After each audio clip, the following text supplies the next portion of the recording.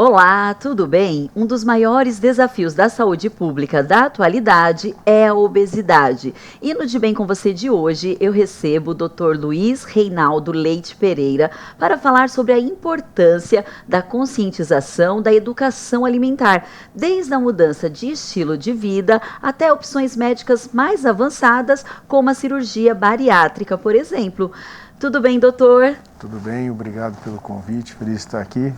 Disseminar um pouquinho de informações valiosas aí de um assunto tão relevante. Sim, nós que agradecemos. Doutor, para a gente começar, a obesidade tem aumentado muito, né? Os dados são alarmantes. A gente percebe aqui que a Federação Mundial de Obesidade aponta um cenário bem preocupante para 2044.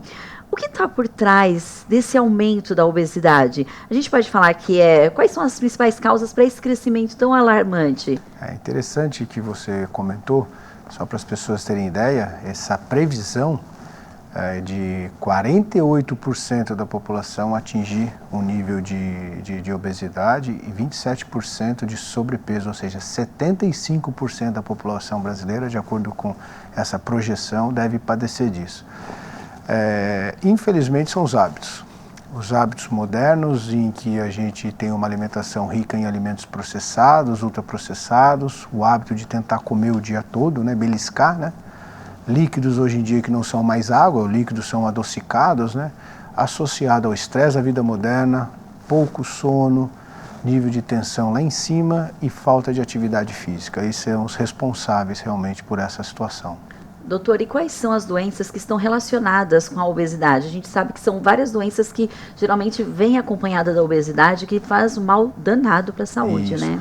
É interessante quando você fala de obesidade, porque a obesidade ela realmente aumenta o risco, por exemplo, de doenças do sistema cardiovascular, doenças do sistema nervoso central, ou seja, as doenças demenciais. A obesidade está associada ao aumento de risco de doenças osteoarticulares, risco de doenças metabólicas, como elevação de colesterol, açúcar, aumento de risco de câncer. Mas mais importante até que a obesidade é aquela obesidade em que a circunferência abdominal do ser humano se eleve. Esse é o grande problema, aquele abdômen bem globoso, né?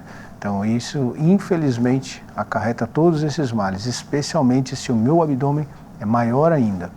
Entendi. Então, de repente, a pessoa pode não estar com um grau de obesidade, mas se ela está com o abdômen com um tamanho maior, elevado, é sempre bom procurar ajuda médica e já começar a fazer uma dieta para não ter problemas como você citou aqui, né? Diabetes, Exatamente. Pressão alta, é muito sério. Doutor, e é claro que eu vou aproveitar a sua participação aqui, né? Não posso deixar de fazer essa pergunta. Como que eu sei que está indo tudo bem ali com a saúde do meu sistema digestivo, né, do meu intestino? Então vamos lá, de maneira assim, muito clara, né? O corpo humano ele foi projetado para nós não percebermos que ele existe. Se eu faço uma atividade física não é para ter dor, se eu estou lendo não é para ter dor de cabeça, se eu faço a minha digestão não é para eu ter azia, queimação, gases, desconforto abdominal. Eu digo isso no dia a dia, né? É óbvio que quando a gente comete algum abuso, né, aquela exagerada de fim de semana, uma festa de aniversário, um período de férias, é natural que o meu trato digestivo ele reclame, mas de maneira muito clara. Se eu não percebo a existência do meu trato digestivo, ou seja, se eu não tenho nenhuma queixa, é sinal que ele está indo bem. É óbvio que se eu tenho um hábito alimentar adequado, se a minha circunferência abdominal está adequada, se eu mantenho aquele peso de quando era adulto jovem, é mais um sinal, são mais sinais de que está tudo bem mesmo. Ai, perfeito. E como que eu posso manter a saúde do meu estômago e do meu intestino?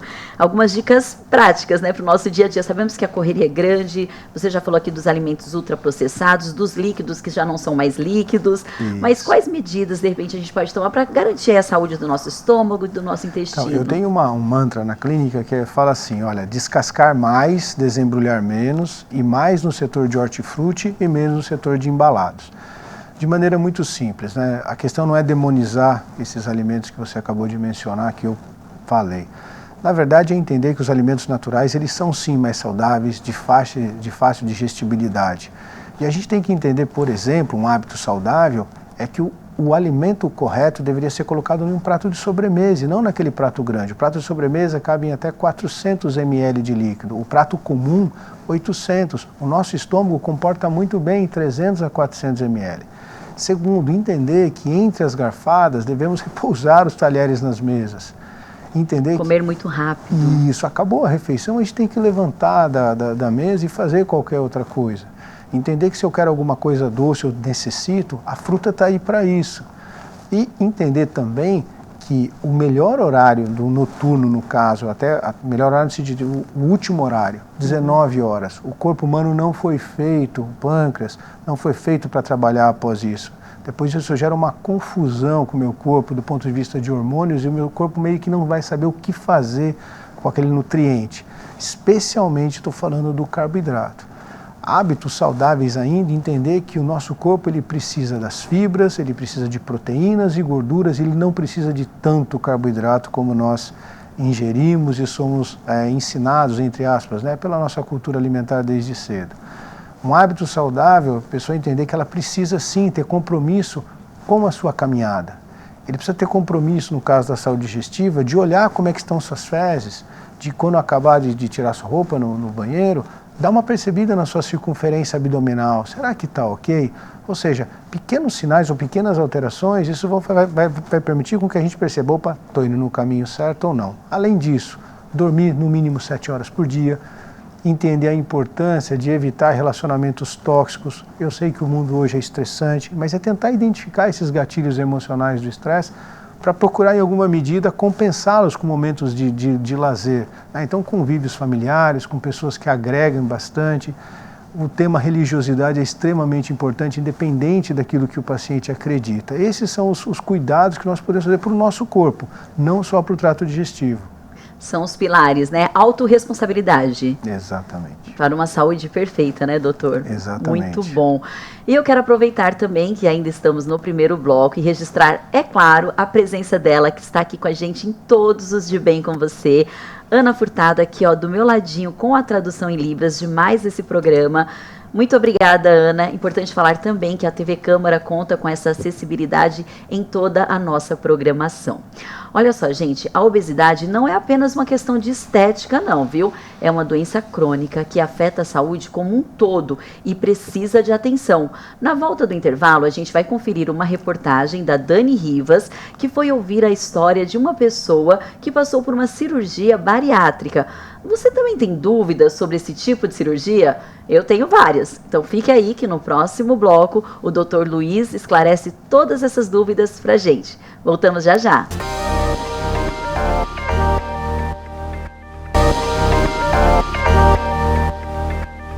Estamos de volta. Dados da Federação Mundial de Obesidade indicam que até 2044, quase metade da população adulta mundial poderá ser obesa. Esse cenário acende um alerta sobre os impactos da obesidade na saúde pública, aumentando os riscos de doenças como diabetes, hipertensão e problemas cardiovasculares.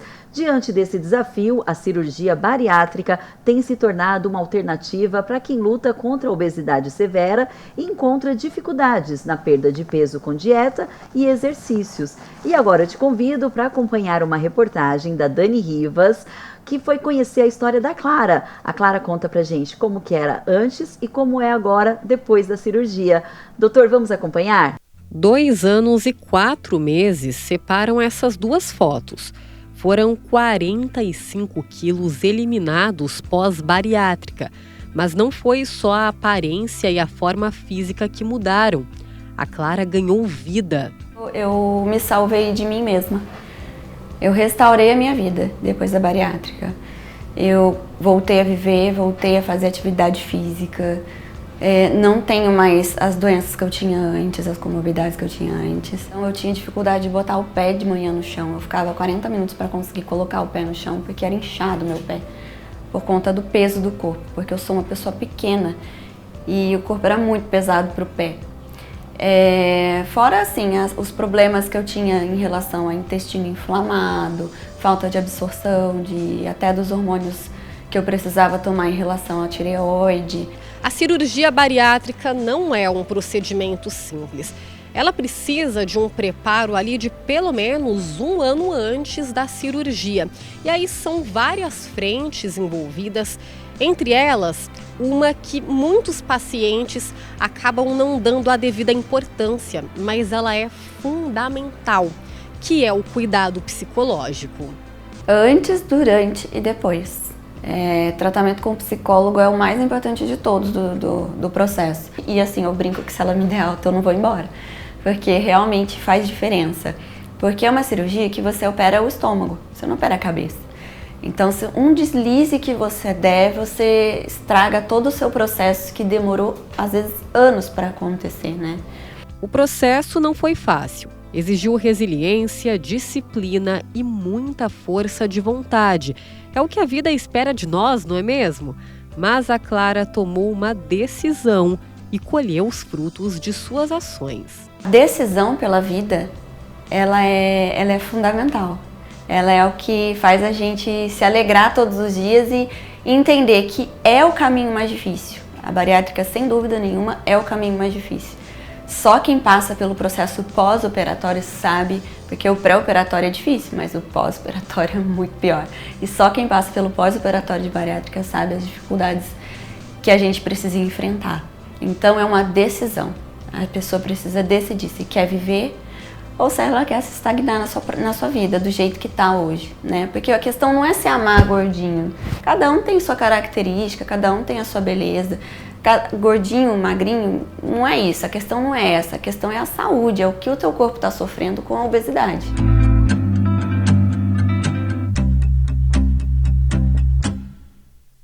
Muito obrigada, Clara, pelo relato, é isso mesmo, né? A questão é a saúde. Sim. Doutor, explica pra gente o que é a cirurgia bariátrica e em quais casos que elas são indicadas? Então, a cirurgia bariátrica, existem diversas técnicas, mas basicamente ela consistiria em você reduzir o volume desse estômago para que o paciente forçosamente coma menos, né? Ou ainda, você, além de reduzir o tamanho do estômago, você desviar o caminho desse estômago em relação ao intestino, ou seja, é como se nós colocássemos o alimento que o paciente ingere lá na frente do intestino, para que ele seja menos absorvido e, consequentemente, menor nível de caloria daquela dieta. As indicações aqui no Brasil respeitam, né, o tal do índice de massa corpórea, que leva em conta o peso e a altura. Esse número, essa conta acima de 35, desde que o paciente tenha condições ou doenças associadas a essa doença obesidade e que a resolução da doença obesidade possa trazer benefício para esse paciente. E ainda pacientes que têm um índice de massa corpórea superior a 40, sem necessariamente ter doenças obesidades. A gente obedece ainda a um critério de idade, dos 18 aos 55 anos de idade, obviamente que essa limitação etária não é tão rígida assim, e também entende-se que esse paciente ele precisa ter um tempo, pelo menos, aí 12 a 24 meses de cuidado antes da cirurgia, para que veja se realmente esse paciente tem indicação, no sentido de, olha, tentei o tratamento e não deu certo. E também ainda o tempo da doença, ou seja, quanto tempo você está obeso? Foi uma coisa que aconteceu recentemente, que pode acontecer, ou já é uma coisa que vem ao longo aí de alguns anos, 5 a 10 anos. Esses são os critérios que nós usamos ainda no Brasil hoje. E é importante também a gente falar, inclusive a Clara falou na reportagem, a questão psicológica, né? O acompanhamento psicológico antes, eu imagino que também após a cirurgia. Sim, ela falou muito bem, porque assim, num primeiro momento, a doença obesidade, ela começa a dar... Eu ingiro uma quantidade de caloria que excede a minha necessidade, associada ao meu sedentarismo. Isso vai induzir uma alteração do meu metabolismo, eu não vou conseguir queimar aquela caloria, e essa alteração vai conduzir uma alteração hormonal no meu corpo que, a partir daquele momento, toma conta. Ou seja, eu vou continuar com os mesmos hábitos ruins. Só que, além disso, esse hábito alimentar altamente calórico, ele gera um conforto para o meu sistema nervoso central. E, de uma maneira ou de outra, é ele que vai me pedir para ir até o alimento. Muitas vezes o paciente acredita que é uma coisa voluntária. Não, não é tão simples assim. Ou seja, os seus gatilhos emocionais vão te levar a comer aquele alimento para te trazer algum grau de conforto. Depois vem o arrependimento. E realmente o apoio psicológico ele é fundamental. A literatura é muito clara. A gente sabe que das pessoas que voltam, por exemplo, a reganhar peso após uma cirurgia bariátrica, afeta mais ou menos 30% dos operados. Quando você olha de perto os números, quase 80% é justamente por quê? Porque deixaram de ter o acompanhamento psicológico adequado. Então eu falo isso com os nossos clientes, é de extrema importância, uma boa avaliação antes da cirurgia e o segmento obrigatório após a cirurgia. Perfeito, doutor. E além do psicólogo, né, desse acompanhamento, cuidar da saúde física, mental, exercícios, atividades físicas, quais são, assim, os profissionais que compõem essa rede de apoio para que não aconteça esse reganho do peso? Sim. Normalmente, né, o que são as chaves mestras, né, seria o psicólogo e o nutricionista. O cirurgião que faz a cirurgia, obviamente, faz alguns apontamentos, especialmente em função das queixas gastrointestinais que esse paciente pode ter. Esse paciente, por vezes, ainda ele é acompanhado por endocrinologista, é um outro profissional que deve acompanhá-lo. E, como retaguarda para queima calórica, uma orientação física adequada, um personal, um educador físico, um fisioterapeuta que acompanhe e que dialogue de maneira clara com o nutricionista para adequar o valor calórico da dieta ao valor energético gasto durante a semana, para que esse paciente tenha o melhor tratamento possível. Entendi, doutor. E quais são os principais desafios logo que o paciente passa por uma cirurgia bariátrica? Olha, o principal desafio logo após a cirurgia é o paciente entender o corpo dele vai pedir energia que ele não vai ter. Isso acontece mais ou menos a partir do 7º dia. Até o 7º dia é um período de maravilhas. Fui operado, estou em casa, percebo que eu estou começando a secar, mas o que vai assim gerar um grande estresse para o paciente, após esse prazo ele vai perceber que ele sente um pouco de fraqueza. Normalmente após a cirurgia bariátrica o paciente não tem fome, tá? Ele pode até ter vontade de comer, mas fome não. Então é essa falta de energia. Segundo, quando o paciente regressa à sua vida social após 2 semanas de afastamento do seu serviço, porque ele vai voltar para o ambiente que ele foi acostumado, de ficar beliscando uma coisinha ou outra, de acompanhar um cafezinho com os amigos do trabalho, de chegar no fim de semana e ter uma festa familiar. Então ele começar a entender que ele não pertence mais àquele hábito, que ele vai ter que dizer não, que ele vai precisar, por exemplo, se alimentar um pouco antes de sair de casa. E por fim, diante desse cenário, por vezes, de uma chateação, de uma irritação, de uma sensação de fraqueza, entender que ele vai ter que ter energia para, além de tudo, fazer uma atividade física.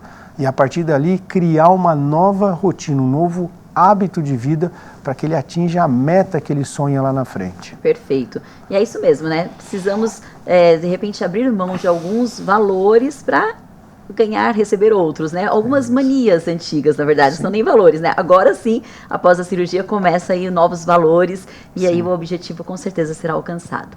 Bom, gente, ainda tem muitas dúvidas para a gente esclarecer sobre o processo de recuperação pós-bariátrica. Então, fique aí que depois do intervalo, o Dr. Luiz vai esclarecer essas dúvidas para a gente. Voltamos já já.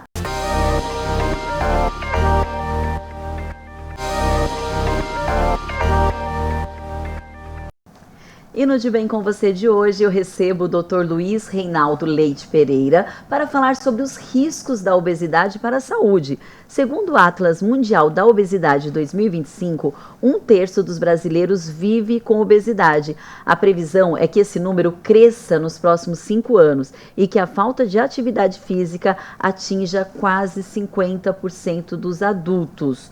Outro dado preocupante é que 68% da população brasileira está com excesso de peso. Nesse bloco, vamos esclarecer algumas dúvidas sobre a recuperação da cirurgia bariátrica e vamos abordar também como prevenir o sobrepeso e a obesidade. Doutora, a gente estava conversando aqui no bloco anterior sobre a recuperação da cirurgia bariátrica. E aí, em algum momento, você falou sobre o reganho de peso. Isso pode acontecer, né? Até por alguns fatores de hábitos mesmo. Mas como evitar a todo custo? E também, uma vez, eu escutei falar que a pessoa fica com uma falta para absorver algumas proteínas, né, energias. Como que funciona? Então, realmente o reganho de peso é um fantasma, né? A gente sabe que reganhar peso em alguma medida, 70%, até 80% de acordo com a literatura, você vai ter. Mas existe um aceito. Quanto seria esse aceito? 10% da diferença entre o peso inicial e o peso mais baixo, ou seja, esse reganho está ok. O grande problema é que 30% realmente reganha peso a ponto de se tornar obeso novamente. Então, como fazer para não chegar nesse ponto? Não baixar a guarda, entender que a doença obesidade é uma doença metabólica que afeta o corpo humano do ser humano e que está muito relacionada às nossas compulsões, às nossas vicissitudes. Então, é necessário que nós entendamos a necessidade de sempre manter uma dieta adequada, consulta sem abandonar o acompanhamento da psicóloga, da nutricionista, entender a necessidade de atividade física. Eu sempre falo para os meus clientes, é assim, você é o seu principal juiz. Naquela semana que você viu que a sua dieta está falha, não estou conseguindo fazer dieta regrada, estou comendo alguma coisa que está fugindo do habitual, maravilha, se você abusou em uma refeição, na outra você vai segurar ou ainda você vai aumentar a intensidade da atividade física. E por outro lado, se naquela semana você perceber que a sua atividade física não vai estar legal, estou gripado, estou com uma dor articular, enfim, entenda que você não pode ceder à alimentação, então você vai ter que comer um pouquinho menos. Tá?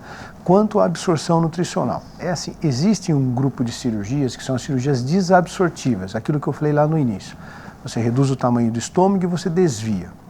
Esse grupo realmente é o que mais sofre com isso. Por quê? Porque existem alguns micronutrientes que necessitam da integridade gástrica.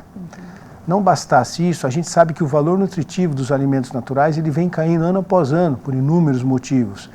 Então a gente sabe de hoje, por exemplo, que o valor nutritivo de uma fruta tem 50% daquela mesma fruta há 20 anos atrás. Então eu tenho essa dificuldade. Segundo, o estômago é menor, então o volume alimentar é menor. Então eu tenho que compor muito bem a minha dieta. Daí a importância da nutricionista de maneira adequada. Além disso, fazer a suplementação quando for necessária. Geralmente o é. Também acompanhado de uma nutricionista. E o que eu comentei em momentos atrás é extremamente importante que a nutricionista dialogue com o educador físico, preparador físico, personal trainer, para que a taxa metabólica basal daquele ser humano esteja de acordo com o gasto energético durante a atividade física. Isso, e obviamente, além disso, exames periódicos. Ou seja, esse conjunto de ações é que vai fazer com que esse paciente consiga se prevenir dessa desabsorção, que é uma realidade. Perfeito, é uma rede de apoio, né, doutor? Isso. E a alimentação muda para sempre? Existe algum tipo de alimento que a pessoa que passou pela cirurgia bariátrica não pode consumir de forma alguma? Então, olha, eu costumo brincar com os meus pacientes que é assim, depois que faz cirurgia bariátrica, a gente tem que criar pavor do carboidrato industrializado, porque ele é o nosso grande inimigo. Ele é gostoso, ele é sedutor, a gente não consegue comer pouco. Se eu continuar a ingeri-lo, cada vez eu vou fazê-lo mais, até a hora que eu vou reganhar peso. E uma observação muito importante, as pessoas que fazem a cirurgia de desvio, né, chamado bypass, existem várias outras técnicas, mas essa é a mais popular no Brasil, em virtude do procedimento cirúrgico, da técnica cirúrgica, esse paciente deve evitar o máximo possível comer bagaço de fruta, alimentos extremamente fibrosos. Por quê? Porque a estrutura do nosso estômago responsável pela trituração, chamada piloro, ele fica de fora da digestão.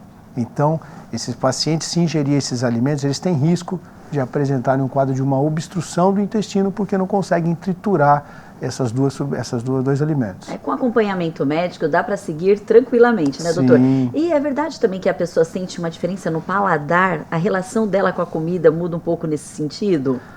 As pessoas relatam bastante isso, né? Uma alteração do paladar. Não só do paladar, mas das sensações do corpo. Elas começam a identificar melhor o corpo. Elas começam, no caso do paladar, a sentir mais o sabor do alimento, a textura do alimento. Eu sei que isso pode ser uma coisa meio estranha, mas existe um movimento crescente chamado de slow food, ao contrário do fast food, que o ser humano é voltar a entender que o momento da refeição seria um momento sagrado. E por isso que ele começa a perceber sensações que ele antes não percebia, ele simplesmente engoliu o alimento. Até porque ele começa a digerir mais devagar, né? Isso. E aproveitando essas sensações, a importância de aproveitar o momento das refeições, quero aproveitar também a sua presença para a gente fechar o programa com algumas dicas. Os números estão aí, são alarmantes, né? Você tem recebido no seu consultório, tem acompanhado essa realidade mais de perto, mas doutor, dicas para a gente concluir como evitar sobrepeso e principalmente a obesidade, que a gente sabe que vem acompanhada de inúmeras doenças. As dicas que eu falo para todo mundo, só a gente imaginar, em casa de alcoólatra, todo mundo sabe que não pode ter bebida alcoólica. Se eu começo a ganhar peso, na minha casa não pode ter bolacha, biscoito, torrada, pão, arroz branco a todo momento. Eu tenho que entender que eu tenho que comer menos do que eu estou com vontade de me comer naquele momento. Eu tenho que tentar entender e diferenciar fome de vontade de comer. Eu preciso entender que sentir um pouco de fome, ficar um pouco em jejum, é extremamente valioso para o metabolismo humano, isso é comprovado. Eu preciso entender que a minha responsabilidade para com o meu trabalho deve ser a mesma para com a minha saúde. Eu tenho que entender que a atividade física é de fundamental importância para que esse corpo se mantenha em movimento. E a obesidade, assim como a Clara falou, ela é muito mais do que o peso, do que a forma física. Ela é saúde, ela é autoestima, ela é autocuidado, preservação com o tempo que nós temos aqui na Terra, que é esse, e ele é único. Se nós não cuidarmos dele, é muito difícil outras pessoas fazerem pela gente. Se nós tivermos esses pequenos cuidados, veja, em nenhum momento aqui eu estou falando para deixar de ir numa festa, deixar de fazer isso ou deixar, não. É simplesmente ter atenção com aquilo que nós fazemos com nós mesmos. Perfeito, doutor. Atenção, cuidado, carinho com nós mesmos. Bom, gente, com essas palavras do Dr. Luiz, eu encerro de bem com você de hoje. Eu encontro você no próximo programa. Acompanhe a gente por meio das nossas redes sociais. Dr. Luiz, muito obrigada, foi ótimo. Obrigado pela oportunidade. Muito obrigado pelo convite. Foi um papo muito legal. Até a próxima.